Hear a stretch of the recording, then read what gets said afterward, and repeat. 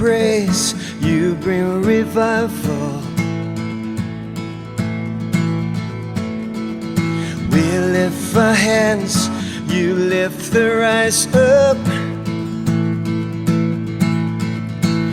Where your love is found, there will be no fear. God, your kingdom come, your will be done here. On earth as in heaven,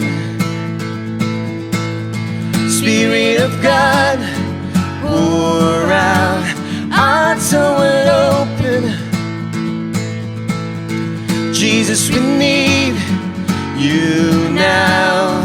Come, have your way in this place, break our walls down. Spirit of God, pour out, on earth as in heaven. Jesus, we need you now. Whoa.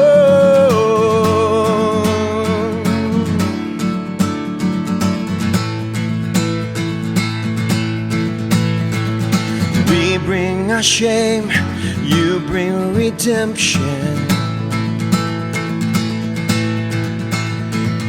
You turn our shame into our freedom. Where your love is found, there will be no fear.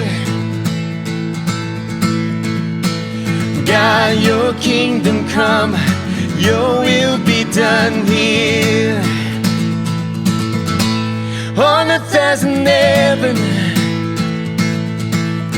Spirit of God, pour out, hearts are open. Jesus, we need you now. Come, have your way in this place, break our walls down. Spirit of God, pour out, on earth as in heaven. Jesus, we need you now.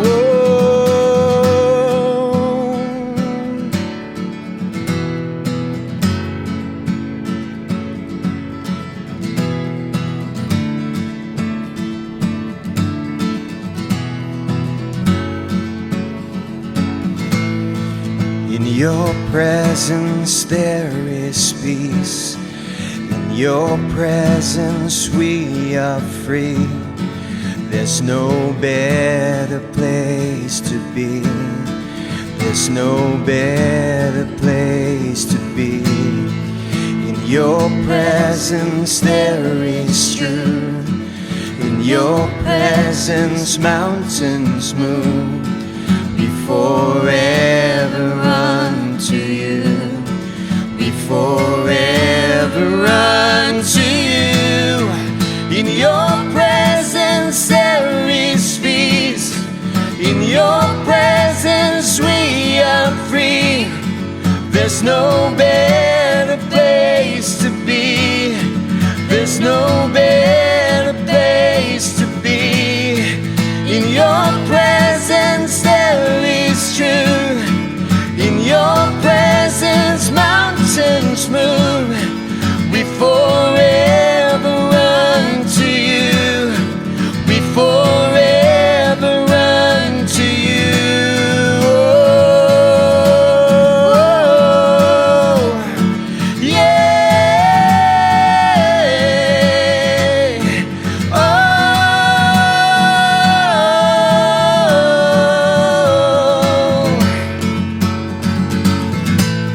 on earth as in heaven, Spirit of God, pour out, hearts are open. Jesus, we need you now. Come, have your way in this place, break our walls down.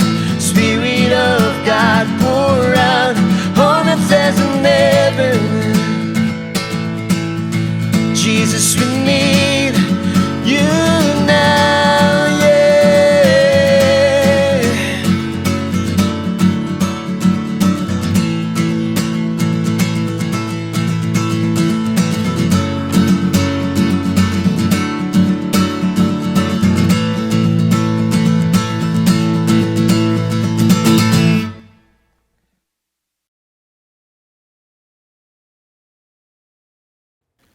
Sa akong mga kaigsunan nga nagpadayon sa pagsunod sa atong pagtuon sa pulong sa Ginoo, labi na din sa kibedayag, mayong adlaw kanyong tanan.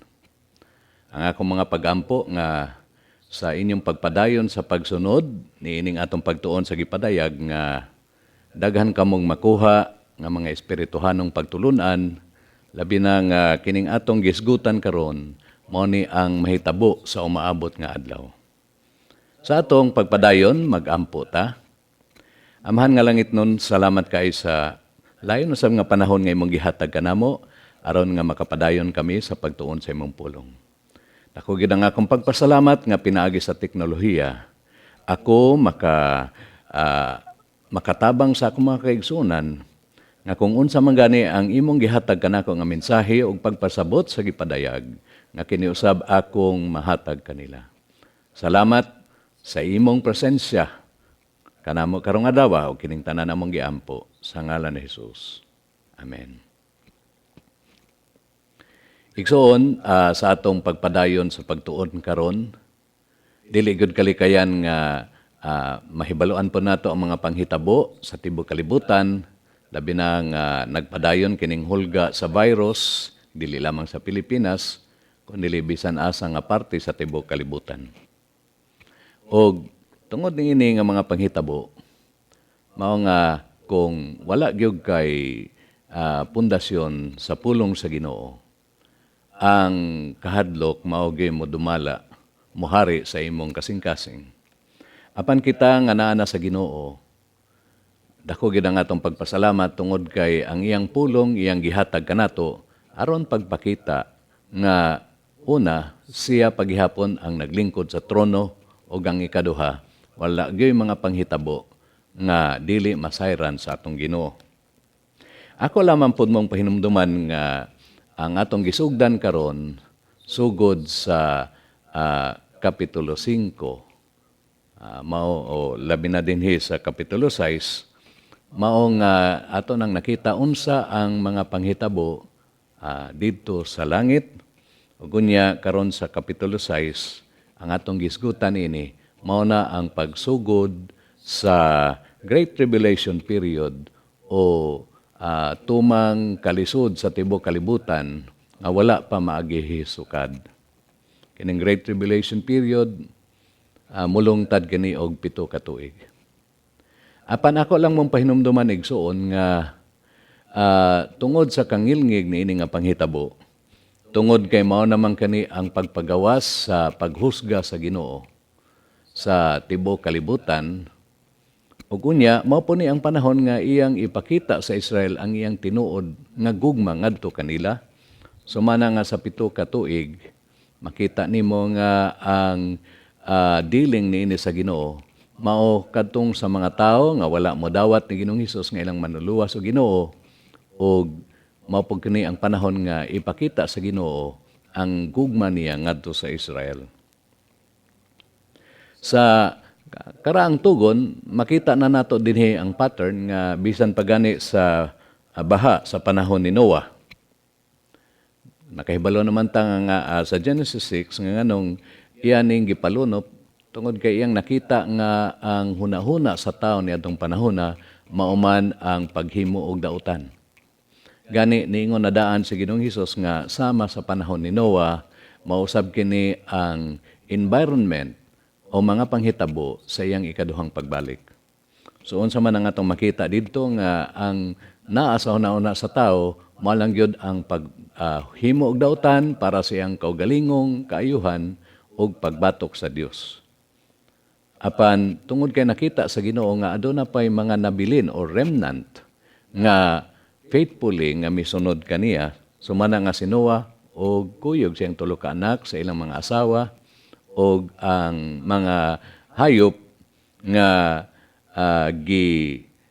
gisugo kang Noah nga iyang ipasakay sa dako nga arka, sumana nga bisan og nagkaguliyang na ang tibuok kalibutan, apan didto sa arka gi-preserve, giluwas ni sa Ginoo ang pamilya ni Noah. Og bisan pa sa panahon ni Moises dito sa Ehipto. Sa diha nga gibubo sa Ginoo ang napulo niya katunglo, 10 plagues. Makita nimo ug mabasa nimo sa Exodus nga iyag yung gipreserba ang katawhan sa Dios.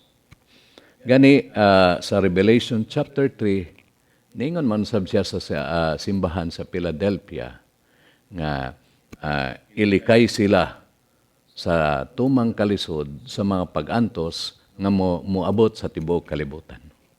So mana nga igsoon, makita nimo nga ang pattern bisan pa sa gipadayag mao nga sa chapter 1 hangtod sa chapter 3 ang gisgutan dinhi mao ang mga panghitabo sa simbahan sukad sa panahon ni Ginoong Hesus ug hangtod karon sa atong panahon. Ug unya makita nato sa chapter 4 ug chapter 5 nga ang gisgutan niini mao na ang mga panghitabo dito sa langit. Gani gipakita kini ngadto kang Juan nga gitawag siya o gipasaka siya didto aron ipakita ni Ginoong Hesus kung unsa ang naa sa langit. Og pagkahuman niini labi na sa kapitulo 5 adunay basahon nga gigunitan ang Dios Amahan nga naglingkod siyang trono ug unya nangita sila og makabasa niini so mana ang ato karon nga tanawon nga kinsa may makatangtang niini sa 7 ka silyo. Kaysa akong usbon nga ang Great Tribulation period o 7 ka tuig nga tumang kalisod niining kalibutana magsugod lang human nga kuwaon na sa Ginoo piginaagi sa pagsakgaw o rapture, pag-rapture sa tanang Kristohanon tungod kay dili niya gusto nga maapil kita kay kini paghusgaman sa mga tao nga wala mo dawat ni Ginoong Hesus.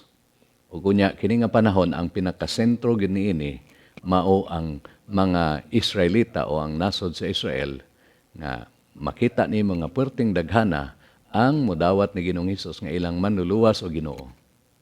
So man ato na karon tan-awon sa Revelation chapter 6, gipadayad kapitulo 6. Akong unahon pagbasa ang bersikulo 1 hangtod sa 2. Okay, so nagyon dinhi sa gipadayag kapitulo 6 sugod ta sa bersikulo 1 hangtod sa 2. Unya nakita ko nga gitangtang sa nating karnero ang usa sa pito ka silyo ug nadungog ko ang tingog nga daw dalugdog gikan sa usa sa 4 ka buhing binuhat nga nag-ingon, dali nga ri. Unya nakita ko ang usa ka puting kabayo. Ang nagkabayo niini nagkupot og pana ug gihatagan siya korona.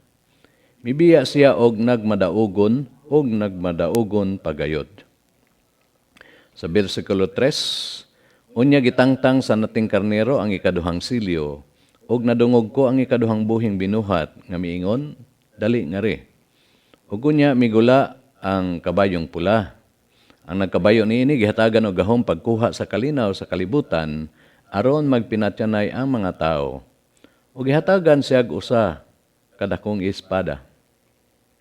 Bersikulo 5, unya gitangtang sa nating karnero ang ikatulong silyo ug nadungog ko ang ikatulong buhing binuhat nga miingon, dali nga ri.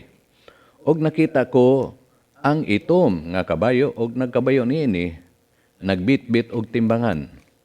Nadungog ko ang daw usa ka tingog nga gikan sa taliwala sa 4 ka buhing binuhat nga nagingon, usa ka litrong trigo o 3 ka litrong sibada ang mapalit sa suhol sa usa ka adlaw nga pagtrabaho. Apan ayaw hilabti ang lana sa ulibo ug ang bino. Bersikulo 7, unya gitangtang sa nating karnero ang ikaupat nga silyo ug nadungog ko ang ikaupat nga buhing binuhat nga miingon, dali nga ri. Ug nakita ko ang kabayo nga luspad. Ang nagkabayo niini ginganlag kamatayon ug gisunod siya sa Hades. Gihatagan silag awtoridad sa pagpamatay sa ikaupat nga bahin sa mga tao sa kalibutan, pinaagi sa espada, sa gutom, sa sakit ug sa mga ihalas nga mananap. So atong una tanawon pag-una ang bersikulo 1 hangtod sa 7 kay dinhi atong makita nga sa pag-abri pa lang sa 4 ka mga silyo, adunay nakita nga mga nagkalain-laing kolor nga kabayo og adunay nagsakay niini. So mana nga ako mong pasabton unsa ang meaning niini. Unsa ang mga panghitabo nga mahiaguman sa tao sa 7 ka tuig nga Great Tribulation period o tumang kasakit sa tibuok kalibutan nga wala pa maagihisukad. Sige, una natong tanawon kining bersikulo 2, ang unang nga silyo. So dinhi nakita ni Juan nga adunay puting kabayo. Ug unya ang nagsakay dinhi nagkupot og pana o gihatagan siya og korona. Sa ilang panahon sa una, ang mga hari nga gusto niyang ipakita nga siya kusgan, siya madaugon, ang iyang sakyan, labi na nga mo biyahe na siya, mo balik na sa siyang palasyo, maugyod ang puti nga kabayo. Di mailhan ka na nga siya madaugon. So mana nga, dinhi, adunay pipila ka komentarista maingon nga kining tawhana mao si Ginoong Hesus. Apan ako mong pasabton igsuon nga ang pagbalik ni Ginoong Hesus ay kadahang higayon. Makita nimo didto sa Gipadayag kapitulo 20. So mana nga kadaghani sa mga komentarista sa Biblia nagkahiusa gayod nga kini siya mao si Antikristo. No, ang iyang gidala pana. So sa ato paandam siya nga makigubat. Og dinhi makita nato ang iyang motibo sa iyahang pag-anha. Pag-abot dinhi sa kalibutan, maong gusto niyang kontrolahon ang tibuok kalibutan, no, ang ekonomiya, ang politikal, bisan pa ang military og tanang aspeto sa kinabuhi sa tao niining kalibutana. Siguro nakadungog na kamo sa gitawag nga one world government, one world religion, nga mao kana karon ang gustong mahimo labi na sa mga leader sa tibok nasod. Kay ngano man, ang ilang manggong katuyuan, mingon sila nga para kuno mahapsay ang tibok kalibutan, gikinahanglan nila nga adunay usa ka tao nga magdumala. So man nga dinhi atong makita nga mao ni ang pag-abot ni Antikristo. Unya sa bersikulo 3, sa pagtangtang ni Ginoong Hesus sa ikaduhang silyo, migula ang kabayong pula. Og ang nagkabayo niini gitagahag gahom sa pagkuha sa kalinaw sa kalibutan. So mana nga ang sunod dayon nga kabayo pula og timailhan kana sa kagubot tungod kay ang nagsakay ni ana gitagaan man og gahom sa pagkuha og kinabuhi, magpinatyanay ang tanang mga tao kay mao ni ang panahon nga para adunay tinuod nga kalinaw. Osbon ko igsoon nga ang mga leaders, ang mga tao adunay nagkalain-lain nga konsepto kabahin sa kalinaw. Para nila aduna sila'y kalinaw kung mahurot nila tanan ang ilang kontra. Sumana nga mao ni ang pamaagi ni Antikristo para adunay kalinaw sa tibuok kalibutan para makontrol niya ang tanang aspeto sa kinabuhi sa tao katong musupak kinahanglan nga patyon. Igsoon kung imong makita karon sa atong palibot sa nagkalain-laing parte o kontinente sa tibuok kalibutan, aduna na gyud daghang giyera nga nahitabo sa Africa, sa Asia, sa Middle East, bisan pa sa Europe, no? Labi na paingon didto sa Central Asia. Mana nga dili gyud ikalimot igsuon nga bisan kining panghitabo na karon pero mas grabe pa gyud unya ang mahitabo during the Great Tribulation period. Kay kung imong basahon ang bersikulo 7 gipakita didto nga binilyon ka mga tao ang mamatay niini. So atong padayunon no dinhi nata sa bersikulo 5 og gitangtang na sa ni Ginoong Hesus ang ikatulong silyo ug unya ang migwa nga kabayo itom og ang nag-ingon dinhi nga ang nagsakay nagbitbit og timbangan. Unya sa bersikulo 6 niingon dinhi nga ang usa ka litrong trigo o tulo ka litrong sibada ang mapalit sa suhol sa usa ka adlaw nga pagtrabaho. Actually, bisan og dili na kayo nato tas-on ang pagpasabot igsuon, apan dali naman gyud kaining sabton nga kini naghisgot kabahin sa kagutom o kanihit sa pagkaon. So makita man gyud nimo ang pattern nga kung aduna gani gira sa usa ka lugar, natural maapektuhan gyud na ang panginabuhi sa tao. Kasagari ang buhaton manggod sa usa ka army nga mo sakop sa usa ka lugar, iya gyud ang panguhaon ng mga pagkaon. Mamangani nga ang uban ang ilang buhaton sa dili pa sila mo withdraw, mo atras. Ilan ng panggubon tanan ang mapuslan sa kontrak para pag-abot niya, wala na siya mapuslang mga balay, wala na siya makuhang pagkaon. So unsa may mahitabo, natural nga munihit gyud ang pagkaon tungod kay pantagoon naman ni sa mga tao. Ilug-ilugan naman ug unya wala na mo tanom, wala na po'y mo harvest. Imagine na igsuon sa atong panahon kung ang usa ka kilo nga bugas ang cost ni ini, ang bili ni ini, mabot og usa ka adlaw nga pagtrabaho sa tao. So, ibutang na lang nato nga kung 300 ang imong adlaw karon igsuon, 300 na pod ang usa ka kilo nga bugas. So makita nimo dinhi nga grabe gyud ang kagutom. O ang sunod, nagiyon din sa versikulo 7, unya gitangtang sa nating karnero ang ikaupat nga silyo og nadungog ko ang ikaupat nga buhing binuhat nga miingon, dali nga ri. Sa versikulo 8, ang iyang nakita mo ang kabayo nga luspad ug ang nagkabayo niini ginganlan og kamatayon ug unya gasunod kaniya ang Hades. So makita nimo ang pattern nga adunay pag-abot ni Antikristo tungod kay gusto mo niyang manduan ang tibuok kalibutan. So katong dili mo uyon sa iyang pamaagi, iyang pamatyon pinaagi sa gera, o gunya kung aduna nay gera ang mahitabo nini maong munihit ang pagkaon, no, wala nay saktong supply sa pagkaon, o gunya ang mosunod niini mao ang mga sakit o daghan ang mga matay niini. Gani giklaro dinhi nga ang nagsakay sa kabayo ginganlan og kamatayon ug unya nagsunod kaniya ang Hades. So ako mong pasabton igsuon nga kining Hades, no, labi na sa Israelita nga pagtuo, kini siya mao ang butanganan sa mga kalag sa tao nga naghulat nga husgahan sa Ginoo. Napoy sa kalugar nga tawag na og Tartaros. No. Usa kini ka lugar nga diin ang mga fallen angels o katong mga anghel nga mibatok sa Dios didto gibutang sa Ginoo, gipriso sila niining gitawag nga Tartaros.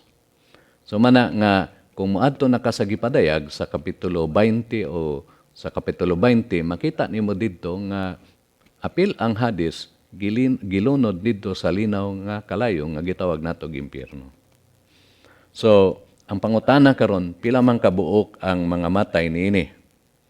So, tanawa sa katapusang bahin sa bersikulo 8, nagiyon dinhi nga gihatagan sila og awtoridad sa pagpatay sa ikaupat nga bahin sa tao sa tibuok kalibutan. So, igsoon kung karon ang atong population karon sa tibuok kalibutan 6 bilyones, ang katunga niana 3 ka bilyon, og ang 1/4, no, ang 1/4 sa 6 billion mao ang 1.5 billion. No, mani ang kung 6 billion unya kay more than 7 billion naman ta karon. So kung 6 billion lang ang atong basihan igsuon, so sa ato pa ang mga matay pinaagi sa gera, sa kagutom, sa sakit og apil na ning mga ihalas nga mga mananap moabot og 1.5 billion ka mga tao. 1,500 million ka mga tao. So para na mo'y idea ingon na kadaghana. So ikumpara karon sa atong panghitabo. No? Pila raman ang nangamatay sa COVID sa tibuok kalibutan. Gani sa 1917 murag mas daghan pa matong nangamatay sa Spanish flu nga murag moabot na siguro tog 15 milyones. So mana igsoon, imagine na kung ikaw mabilin ni ining panghitabo. No? O 1.5 billion ka mga tao ang mga matay ni ining panahon na. So mangutana ka siguro nganong apil pa man ang mga mananap maihalas. So, tungod kay niining panahon na, no, imong hunaw-hunaw, imong tan-awon nga ang gira niining panahon na naggamit naman sa nagkalinlain nga mga hinagiban, labi na sa biological. Gani, kung imong tan-awon kini atong problema sa COVID-19, usani sa mga, ang uban ingon nga usani sa mga disenyo para sa biological warfare. O kung minus na ang supply sa pagkaon, ang mga hayop mapugos gayod o pangita og laing alternative nga mga buhi nga ilang kanon, apil na niana ang tao.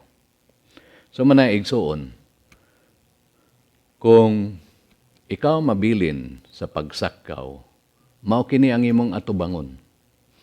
Apan sa dili pa ko mo padayon ngadto sa unahan, mangutana ka siguro, unsaon man nga dili ako maapil ni ining panahon nga magdumala si Antikristo. Ako lang usbon nga nianhi si Ginoong Hesus kay gusto niya nga ikaw ug ako iyang madala ngadto sa langit kay gihigugma ta niya pag-ayo.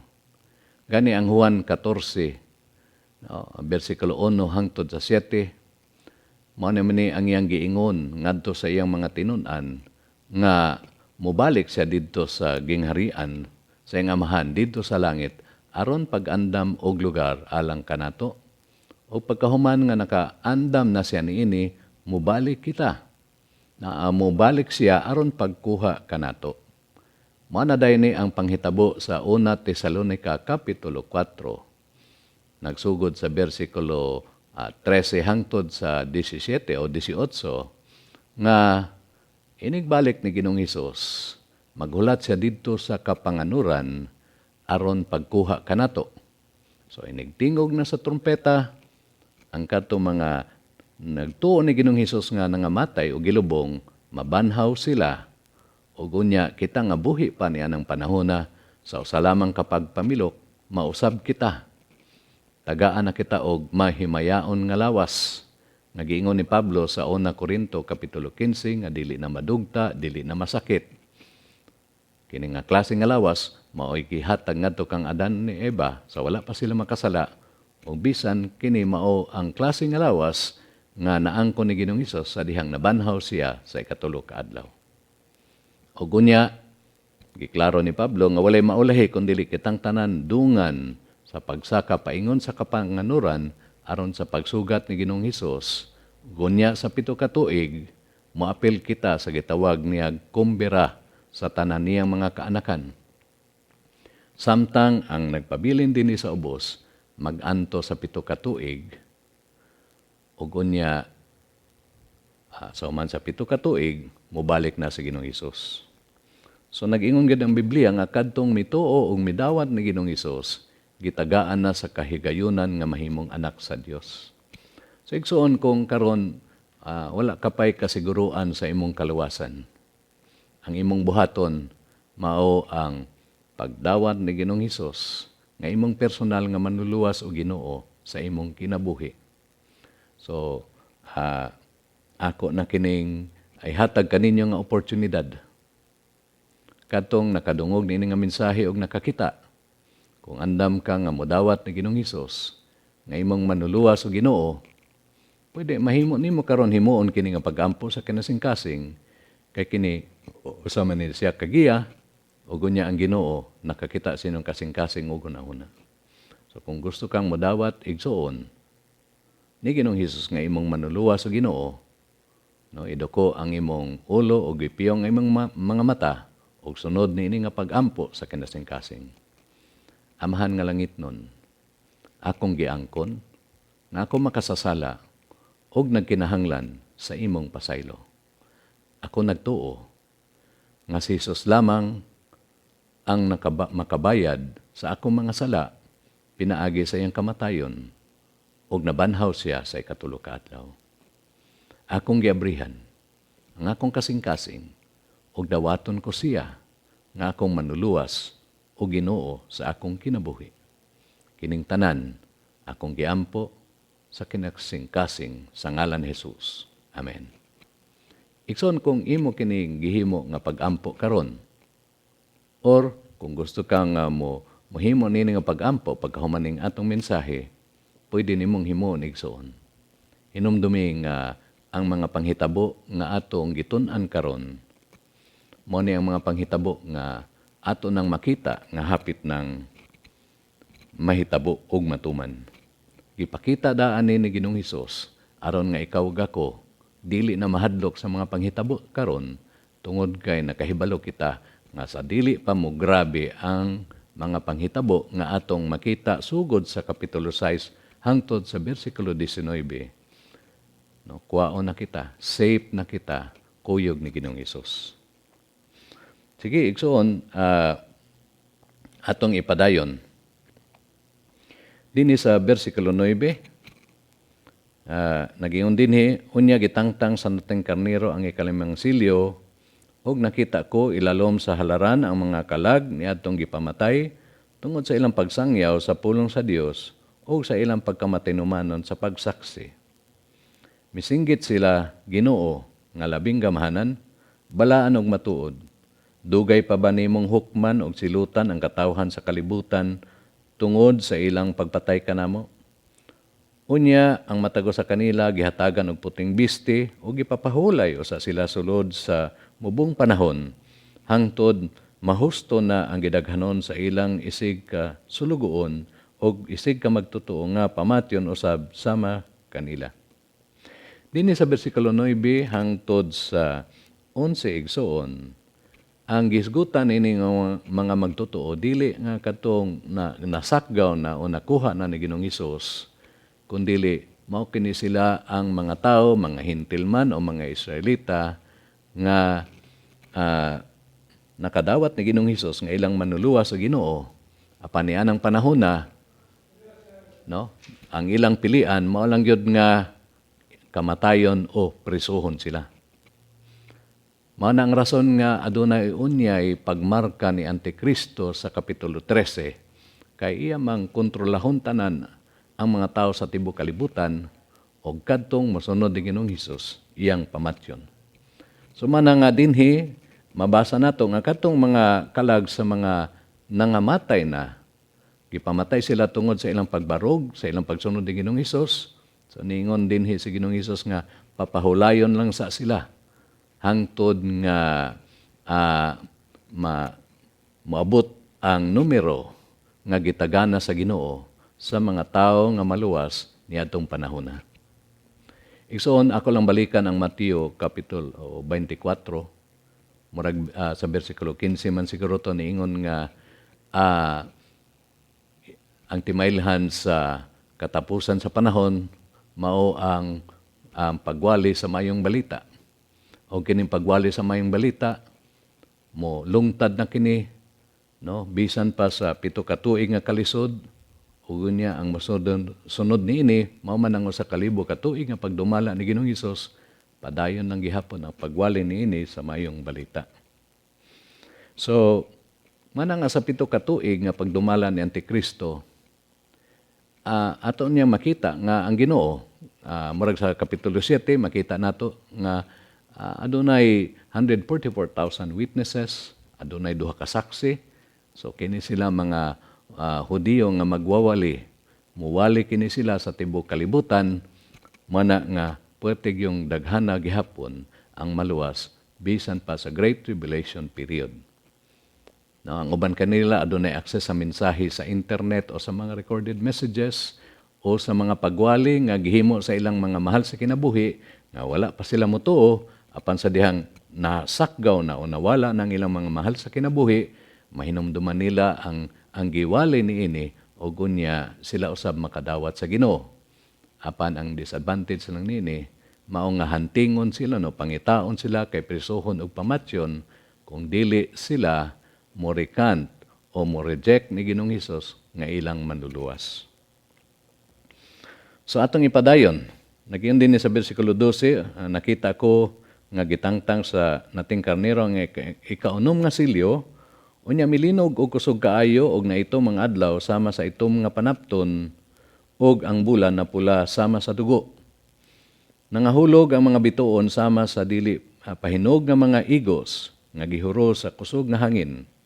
Nahanaw ang langit ingon sa gilukot nga basahon og nangatay-og ang kapuluan o kabukiran gikan sa ilang nahimutangan. Og nanago didto sa mga langob og sa mga pangpang sa kabukiran ang mga hari sa yuta, ang mga pangulo og mga kadagkuan sa mga kasundaluhan, ang mga dato og ang mga gamhanan og ang tanang tao, ulipon og dili ulipon. Nagpanawag sila sa bukid og sa mga bato, tumpagi og salipdi kami gikan sa panagway sa naglingkod sa trono o gikan sa kapungot sa nating karnero. Kay miabot na ang dakong adlaw sa ilang kapungot o kinsay makasagubang niini. So igsoon, imong basahon pagayo ang versikulo 12 hangtod sa 17, naghisgot kini nga dili lang ang mga panghitabo sa gyera, sa kagutom o bisan pa sa mga ihalas nga mga mananap, kundili adunay dako nga linog nga mahitabo sa tibuok kalibutan, o kunya kung adunay dagko nga linog mosunod man gyud na nga mambuto ang mga bulkan, so mao na nga muitom gayud ang adlaw kay matabunan na sa dust. Wala nay adlaw og kinsa raman ang makaipsot niini. Nagiyon dinhi ang mga pangulo sa mga nasod, ang mga general, ang mga adunahan, no, makalikay sila niini tungod kay karon man gani daghan na sa mga nasod ang naghimo og mga lugar nga ilang taguanan ilawom sa bukid kay nag-anticipate man sila na adunay nuclear nga gira nga mahitabo sa tibuok kalibutan. Apan igsuon makita nato dinhi nga ningon sila nga mas maayo pa nga tabunan na lang sila sa bukid kay niingon dinhi nga kay nakita nila ang kapungot sa nating karnero. Igsoon, kung maadto ka karon sa YouTube, no, makakita kag mga salida nga naanay mga tao nga nagandam sila og ilang mapuy-an sa ilawom sa yuta.